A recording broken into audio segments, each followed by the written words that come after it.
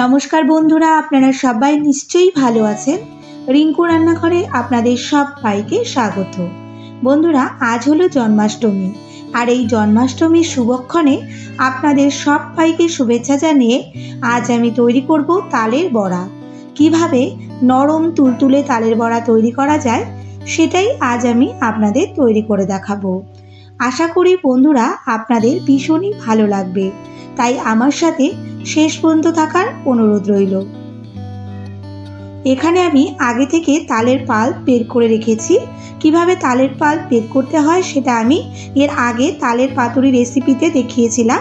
আপনারা যদি দেখতে চান একবার আমার চ্যানেলে গিয়ে দেখে নিতে পারেন।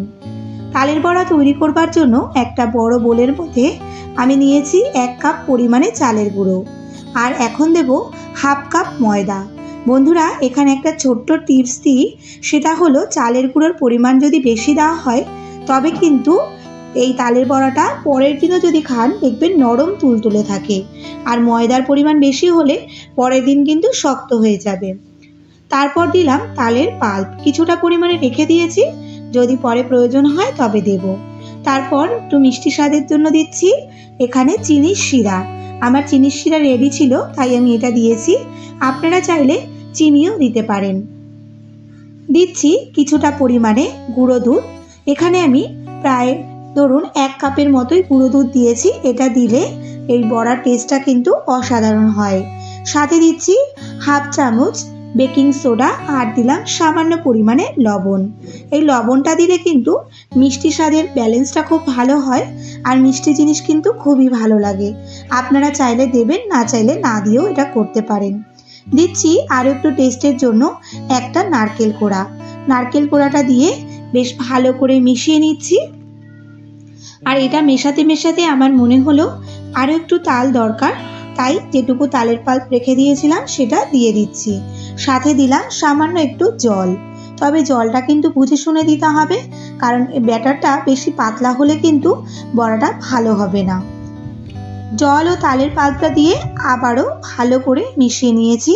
তারপর এতে দিচ্ছি 1 কাপের কম একটু সুজি, দিচ্ছি 1 চামচ পরিমাণে মৌরি।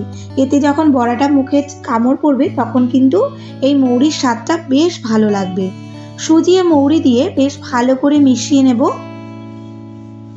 আর এইভাবে মিশিয়ে নিয়ে এটা ঢেকে রেখে দেব 10 থেকে 15 মিনিট, কারণ সুজিটা যাতে আরও বেশ ভালোভাবে এর সাথে মেল্ট হয়। 10 থেকে 15 মিনিট পর আমি হাত দিয়ে ব্যাটারটা বেশ ভালো করে ফেটিয়ে নেব। এইভাবে বেশ ভালো করে ফেটালেই কিন্তু তবে তালের বড়াটা বেশ ভালোভাবে ফুলে উঠবে ও নরম তুলতুলে হবে। এই সময় মিষ্টিটাও একটু চেক করে নেব, আর যদি কম থাকে তবে এই সময় দিয়ে দেব। ভালো করে ব্যাটারটা ফেটিয়ে নিয়েছি, আর অন্যদিকে বেশ কিছুটা পরিমাণে সাদা তেল গরম বসিয়ে দিয়েছিলাম। তেলটা হালকা গরম হলে তারপর অল্প অল্প করে হাতে ব্যাটারটা নিয়ে তারপর ছোট ছোট বড়ার আকারে তেলের মধ্যে দিয়ে দেব। এটা একটু ছোট দিতে হবে, কারণ যেহেতু বেকিং সোডা দেওয়া আছে তাই এটা তেলের মধ্যে দিলে পরে যখন হয়ে যাবে দেখবেন অনেকটা বড় হয়ে যাচ্ছে। বন্ধুরা, কেমন লাগছে আমার আজকের এই রেসিপি কমেন্ট করে কিন্তু অবশ্যই জানাবেন। ব্যাটারটা দেখুন বন্ধুরা, আঙুলের মাথার দিকে নিয়ে অল্প অল্প করে আমি এইভাবে ছাড়ছি, এতে বড়াগুলো দেখতে বেশ সুন্দর হবে।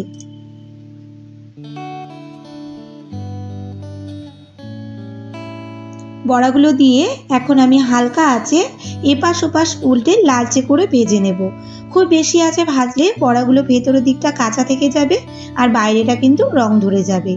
বন্ধুরা, আপনারা যারা এখনও আমার চ্যানেলটি সাবস্ক্রাইব করেননি, আশা করি আপনারা আমার চ্যানেলটি সাবস্ক্রাইব করে আমার পাশে থাকবেন এবং পাশে থাকা বেল আইকনটি ক্লিক করে দেবেন, যাতে আমার পরবর্তী ভিডিও নোটিফিকেশানটি আপনার কাছে সবার আগে পৌঁছে যায়। বন্ধুরা দেখুন, বড়াগুলো ভালো করে ভেজে নিয়েছি এবং কালারটাও বেশ লালচে হয়েছে। এখন এগুলো তেল ঝরিয়ে নামিয়ে নিচ্ছি। একইভাবে আমি সব ব্যাটারগুলো দিয়েই বড়াগুলো ভেজে নেব। বন্ধুরা দেখুন বড়াগুলো কতটা নরম তুলতুলে হয়েছে, আর ভাজাটাও কিন্তু একদম পারফেক্টলি হয়েছে। আমি একটা বড়া একটু ভেঙে আপনাদের দেখিয়ে দিচ্ছি। দেখুন বড়াগুলো ভেতরটা কিন্তু একদম কাঁচা নেই, খুব সুন্দর ভাজা হয়েছে। বন্ধুরা, ভালো লাগলে একটা লাইক করে দেবেন আর শেয়ার করে দিন আপনার পরিচিত মানুষদের কাছে। এখন তাহলে আসি বন্ধুরা, আপনারা সবাই ভালো থাকবেন, সুস্থ থাকবেন। আর এই জন্মাষ্টমীর শুভ লগ্নে আপনাদের সবাইকে শুভেচ্ছা জানিয়ে আজকে শেষ করলাম।